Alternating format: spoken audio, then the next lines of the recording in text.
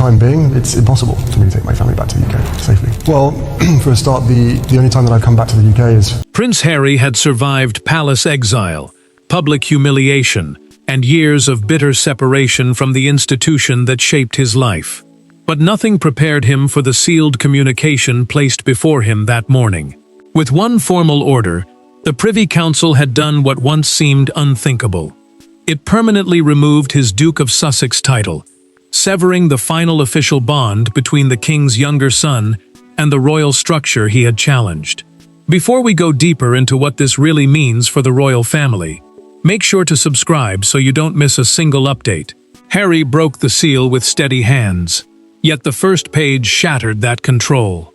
The Privy Council, the body of senior advisors who approve certain decisions of the crown, had issued a binding order removing the dukedom, its styles, and official recognition. This was not a suspension. It was not a warning. It was written as a permanent constitutional act, designed to block restoration. The word permanent stopped him. Harry read the sentence twice, as though repetition might weaken it. His breathing stalled. The paper lowered toward the table, and he did not move. That title had followed him from his wedding into exile. It had remained after the painful exit from royal duty. Now that final thread had been cut. Meghan entered expecting a routine legal update and saw the change in him. She asked what had happened, but he could not answer. The Duchess stepped closer, read the lines, and watched his anger collapse into silence. "They have taken the last thing," he said. She reached for the document, but he held it tighter, as if surrendering the page would make the decision real. A hidden clause deepened the wound. The order stated that approval followed a confidential submission from senior members of the royal household, meaning the case had been built inside the family's circle. The royal household is the network of offices supporting the monarch and senior royals. But here, its language felt brutal. Someone close to the crown had argued that Harry's title could no longer remain. The final pages revealed a colder truth. Registries had already been amended before the notice reached him. No appeal had been offered. No private meeting had been arranged. No last plea had been heard. The process was complete before Harry knew it had begun. Then he saw the authorization. King Charles had not simply been informed. The sovereign's approval appeared behind the order. Harry stared at the seal, feeling shock harden into betrayal. The question was no longer what had been taken from him. It was which member of his family had decided he no longer deserved to keep it. Behind the official language stood a family already fractured by grief, resentment, and years of words that could never be withdrawn. Harry saw the title as more than decoration. It was the last public proof that he still belonged somewhere inside the monarchy. Charles saw it as a privilege tied to duty. William saw it as a burden his brother had abandoned, while Meghan saw it as protection. And now each of them faced a different kind of loss. Harry remembered the day the dukedom had been granted at his wedding, when the title seemed to promise a future built on service, family, and belonging. A dukedom is a senior royal title, traditionally given by the monarch, linking its holder to both the crown and public duty. Even after he stepped away from official work, that name remained attached to his marriage, his children, and the life he had once believed he would lead. Losing it meant more than losing status. It meant watching the last surviving piece of that identity disappear. Charles sat alone in his private study, with the removal file closed before him. The king rested one hand on the cover, but refused to open it again. He had already read every argument, every warning, and every legal consequence. Yet none of those pages could tell him how a father was supposed to approve the public separation of his own son. The crown demanded consistency, because royal authority depended on duty. His heart demanded hesitation, because Harry was still the child he had once promised to protect. William chose his words carefully before entering the next constitutional meeting. Catherine stood beside him in private and asked whether he believed his brother would ever understand the decision. The prince admitted that Harry would see betrayal before he saw responsibility. She warned him that silence could become even more damaging than the order itself.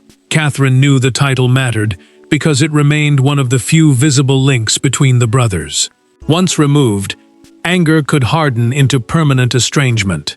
Meghan read the document again and noticed the phrase, "continuing institutional risk," repeated across several pages. The Duchess understood that this language reached beyond interviews, memoirs, and public accusations. Institutional risk meant a continuing threat to the credibility, stability, or authority of the monarchy itself. She looked toward Harry and told him the council was not punishing one past act. It believed his future actions could still endanger the crown. Harry's suspicion immediately turned toward William. He had learned through a documented briefing note that the future king attended 2 confidential constitutional meetings during the previous month. To him, that was no coincidence. The prince had access, influence, and every reason to demand stronger boundaries. Meghan urged caution, but her husband could no longer separate his brother's silence from the decision now destroying them. Charles heard the knock before the aide entered. The courtier quietly explained that Harry had requested direct confirmation of every person who supported the order. The king looked up sharply. Then came the warning. His son was prepared to reveal the answer publicly. The aide withdrew, leaving Charles alone with the unopened file once more. But before Harry could accuse his brother or confront his father, he needed to discover why the machinery of the monarchy had moved against him with such final force. The removal had not begun with constitutional advisors or a secret vote behind palace walls. It had begun weeks earlier, during a memorial ceremony meant to draw the fractured royal family back into one shared moment of grief. Instead, that solemn gathering became the point of no return. One private confrontation, one disputed recording, and one warning Harry refused to accept would soon give the monarchy the reason it needed to act. Harry had continued using his ducal title across international appearances long after leaving official royal duty. The title, granted by the monarch and connected to public service, still appeared beside commercial projects, charitable campaigns, and political discussions abroad. That mattered because foreign audiences often treated him as though he still spoke with royal authority. Senior advisors feared the boundary between a private citizen and a representative of the crown had become dangerously blurred. The tension broke at St. George's Chapel during a fictional memorial ceremony held for a late family friend. Harry had barely entered a side chamber when a senior courtier approached him with a quiet request. The aide asked that ducal branding be removed from an upcoming international event. He explained that the palace could no longer allow the title to appear beside material it had not approved. Harry refused immediately. He told the courtier that the dukedom belonged to him and could not be controlled whenever the institution found it convenient. The aide tried again, warning that the request came from the highest level. He stepped closer and demanded to know whether that meant his father or his brother. William entered before the courtier could answer. The prince closed the door and told Harry that keeping the title required respecting the limits attached to it. He spoke with restraint, but the anger beneath his voice was clear. The future king believed the issue mattered because every overseas appearance created uncertainty over who truly represented the monarchy. Harry stepped toward him. He accused William of hiding family punishment behind royal duty. Then his voice hardened. "You do not get to decide whether I remain our mother's son," he said. The prince answered that no one was taking away their blood, but the crown could not keep absorbing damage simply because the person causing it was family. The real shock came later. A palace aide discovered through a documented security report that part of the confrontation had been captured on a private recording device carried by someone on Harry's visiting team. The recording was never released, yet its existence changed everything. Officials now believed confidential family encounters could no longer be protected, while he continued operating under a royal title. William acted within 48 hours. He sent a sealed memorandum to Charles, not demanding revenge, but warning that the next breach could damage the crown beyond repair. That document would soon bring the brothers into the same room, where years of anger would finally erupt without advisors, cameras, or rehearsed words to soften the blow. The meeting lasted less than an hour, but it carried the weight of a lifetime. Two brothers who had once walked behind their mother's coffin now faced each other across a narrow room, divided by loyalty, memory, and the crown waiting outside the door. Harry wanted the order stopped. William wanted one final assurance. Neither man was willing to give the other what he needed.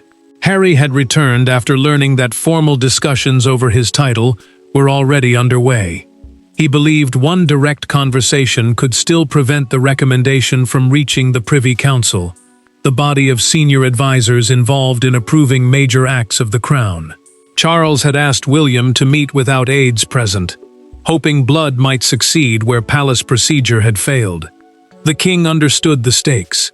If the brothers could not find common ground now, the institution would move forward without mercy. Harry placed the draft order on the table and demanded that William look him in the eye. The prince did not flinch. He read the first page, set it down, and said, "You cannot use the institution while attacking everything that holds it together." His brother stared back, wounded less by the words than by the calm certainty behind them. Harry shoved his chair backward. He accused William of turning grief into authority and of using their shared past to justify control. The future king answered that protecting the monarchy was not revenge, even when the danger came from family. He reminded him that every private agreement had been followed by another interview, another commercial dispute, or another confidential detail reaching the public. The accusation struck hard. Harry insisted the council was reacting to one recording and punishing him for refusing to disappear. William finally revealed what the review contained. The decision was not built around one incident. It covered a pattern of breached confidence, disputed use of royal branding, failed written assurances, and private warnings that had been ignored. The prince said the file had grown too large to dismiss and too dangerous to delay. Harry's anger gave way to urgency. He offered to sign a new limitation agreement, a written promise restricting how the title could be used in public and commercial life. He said he would accept boundaries, private oversight, even formal penalties. William listened, but his expression did not change. The future king delivered the final blow quietly. The offer had come too late. The recommendation had already been sent to Charles, and once the sovereign received it, the matter would no longer belong to the brothers alone. Harry moved toward the door, then stopped. He asked whether their father would block the process. William said nothing. He did not turn away, but he did not offer hope. That silence became the answer. The door closed between them, yet the real decision now rested with a smaller circle, whose power came not from grief or anger, but from law, precedent, and the monarch's consent. The Privy Council's order appeared cold, ancient, and impersonal. Yet behind every clause stood human judgment. Advisors weighed risk. Ministers studied precedent. William defended the future. Charles carried the unbearable burden of approving an action against his own child. The removal was not driven by one angry voice. It emerged from a convergence of power, and from the king's decision not to stop it. Charles received the final papers during a late private audience. Constitutional advisors had prepared the recommendation, selected council members had approved the legal path, and only the sovereign's authority remained. The Privy Council is a formal body of senior advisors who help approve certain acts of the crown. William could not strip the title himself, but his position as heir gave enormous weight to concerns about the monarchy's long-term credibility. The king read every page without speaking. He removed his glasses, placed his pen beside the signature line, and asked the advisors to leave. The room emptied, but the decision remained. Charles understood why the moment mattered. Refusing the order could make the crown appear weak and inconsistent. Allowing it to proceed could destroy what little remained between a father and his son. Camilla found him still seated 20 minutes later. The queen consort saw the untouched pen and knew the papers had not moved. He told her that signing would protect the institution, while refusing would protect Harry. She sat beside him and answered with painful calm. Whichever choice he made, he would lose part of his family. Charles looked down at the final page. He did not sign a personal decree of punishment. Instead, the monarch authorized the council process to continue, allowing the institution to deliver the verdict. He could not speak aloud. The difference was legal, but emotionally it changed nothing. Harry would still know that his father had possessed the power to stop it, and had chosen not to act. A confidential provision made the decision even harsher. The clause prevented future monarchs from automatically restoring the dukedom, meaning the title could not simply return when another sovereign took the throne. William had argued through a documented memorandum that temporary removal would only delay the crisis. The future king wanted final boundaries because uncertainty had already damaged trust inside the family and beyond it. The authorization reached the final clerk before midnight. Attached to it was one handwritten instruction. Harry must not be informed until every royal registry had been amended. No warning would be sent.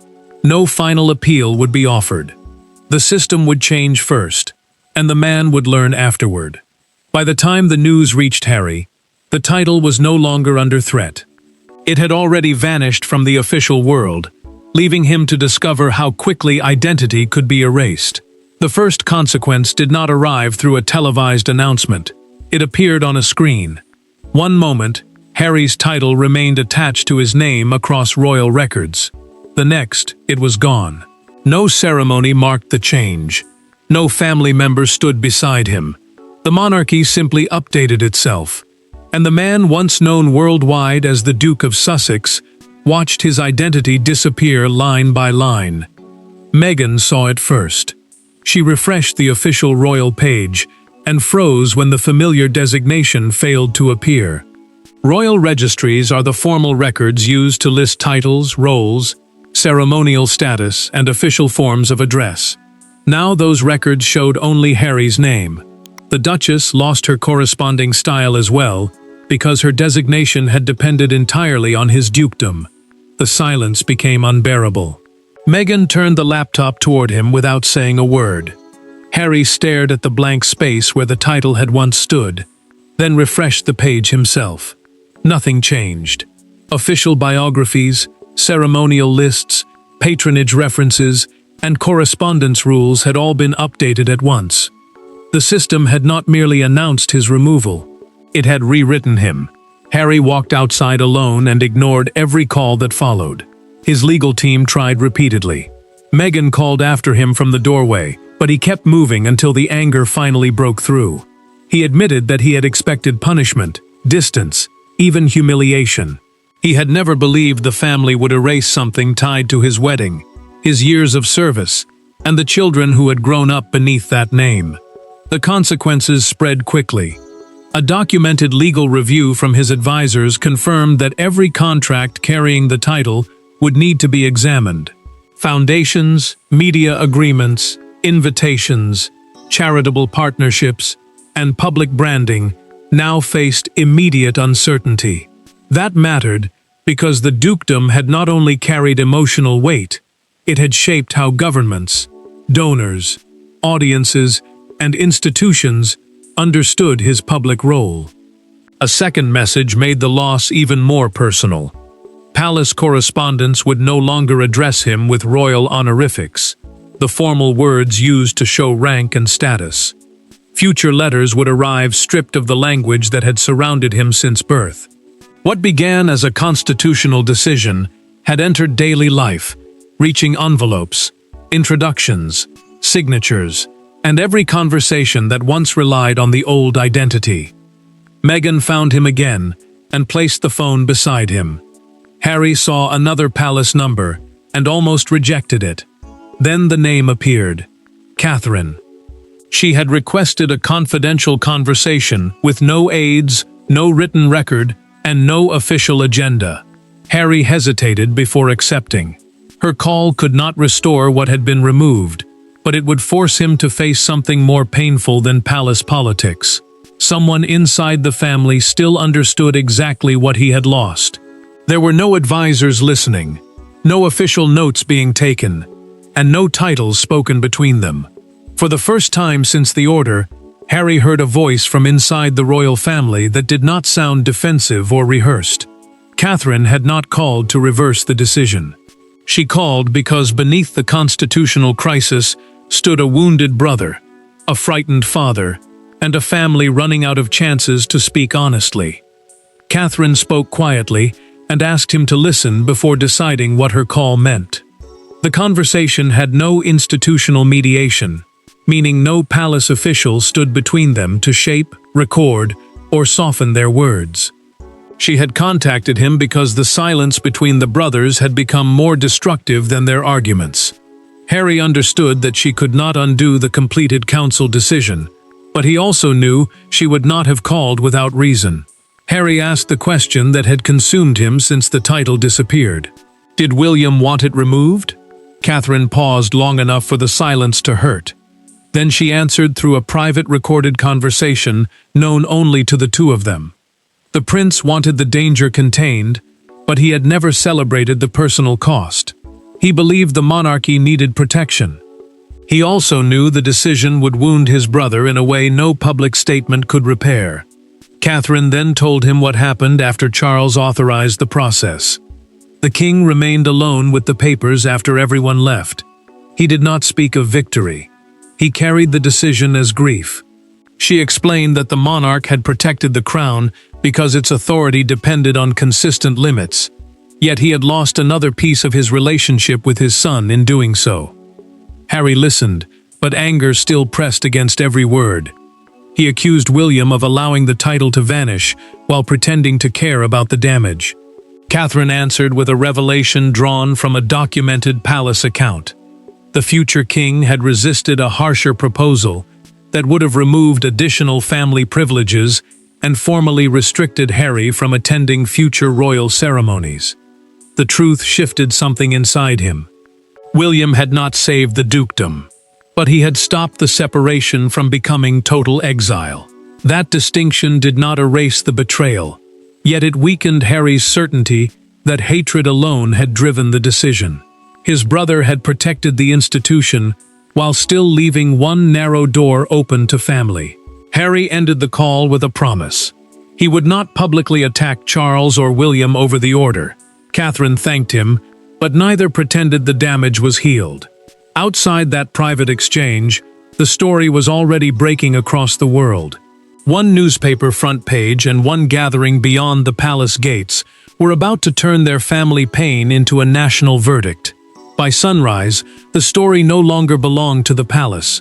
Broadcasters interrupted regular programming. Newspapers printed historic comparisons. Crowds gathered beneath royal balconies that remained closed and silent. Across Britain and beyond, the same question dominated every discussion. Had the monarchy defended its integrity, or had it permanently cast out the son who once stood at the heart of its most beloved family? Charles watched the announcement alone. A palace statement confirmed that the decision was complete, formally approved, and not open to further internal review. That mattered because the monarchy was presenting the removal as a settled constitutional act, not a family disagreement that could be softened later. Supporters called it necessary discipline. Critics called it the final collapse of reconciliation. The king lowered the television volume when one commentator described him as the father who had allowed his own son's title to disappear. He had prepared for anger, but not for those words. The crown had protected its authority, yet the man beneath it now faced a far more painful judgment. Every headline turned royal duty into personal blame. William entered without speaking. The prince stood beside his father as the broadcast continued, and neither man looked relieved. Their silence carried the cost of the decision more clearly than any palace statement. The future king had defended the institution's boundaries, But he also knew those boundaries had cut through his own family. A newspaper captured the moment with brutal simplicity. Its front page carried only the name Harry, beneath an empty outline where a coronet would normally appear. A coronet is the small ceremonial crown linked to royal rank, and its absence said more than pages of commentary. The image spread across screens within minutes, turning the lost title into a symbol of vanished belonging.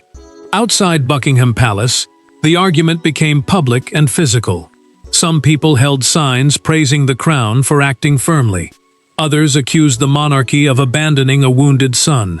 Then one former soldier stepped toward the railings and placed a photograph of Harry in uniform against the gates. He offered no speech. He simply saluted and walked away. Harry saw the image through a recorded news report sent by his legal team. Meghan watched his expression change as anger gave way to something quieter.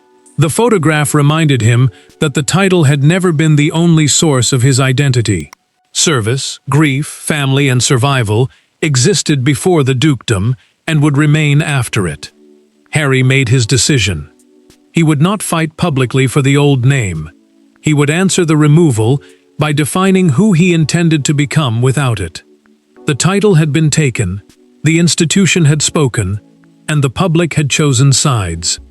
Now his final response would decide whether this moment destroyed him or freed him from a life no palace could ever fully control. In the end, there was no appeal, no last-minute intervention, and no dramatic restoration. The Duke of Sussex ceased to exist in law and royal practice.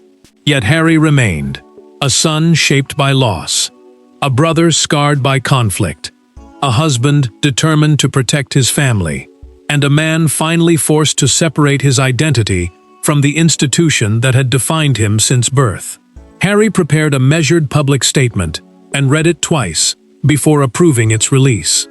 He accepted that the title had been permanently removed, but made clear that his commitment to his family, military community, and charitable work did not depend on royal designation.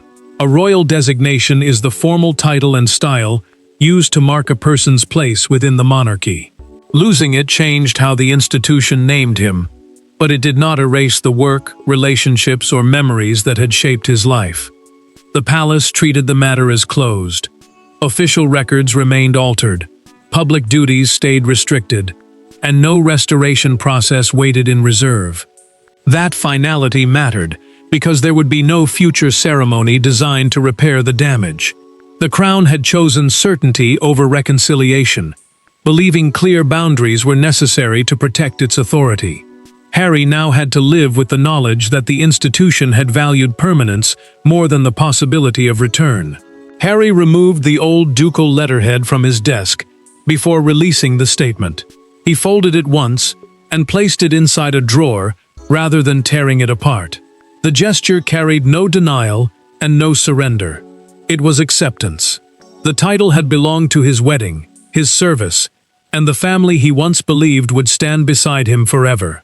He refused to destroy that past simply because the present had become painful. Charles read his son's words in silence. The king asked that no hostile palace response be issued, and William agreed. For once, father and heir made the same decision without trying to control Harry's next move. Their restraint did not repair the family, but it prevented the ending from becoming another public war. Harry finally understood that the title had become both a shield and a chain. It protected his status, opened doors, and connected him to history. It also kept him tied to an institution he had spent years trying to escape. Losing it wounded him deeply, yet it ended the contradiction of demanding independence while still depending on royal identity. The monarchy preserved its rules, but exposed the human price of enforcing them. The crown looked stronger in structure, yet smaller in spirit, because survival had required separation from one of its own. There would be no return of the title, and no reversal of the order. Harry did not disappear, and the royal family did not truly win. One chapter of belonging ended forever. The king remained without reconciliation. William inherited boundaries haunted by their cost. and Harry stepped forward under his own name. Thanks for watching. Please don't forget to like and subscribe, and we will see you in next one.